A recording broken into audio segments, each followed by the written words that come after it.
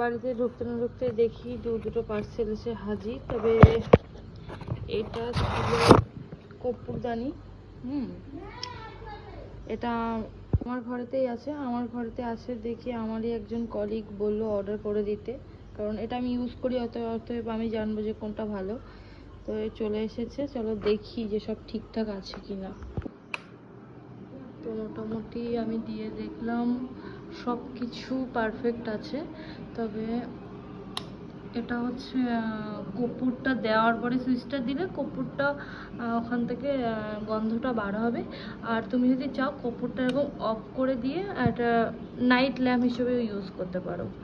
এরকম সেম আমারও আছে। হচ্ছে আমারটার আলোটা একটু বেশি, মানে হোয়াইটনেসটা একটু বেশি, সেই জন্য।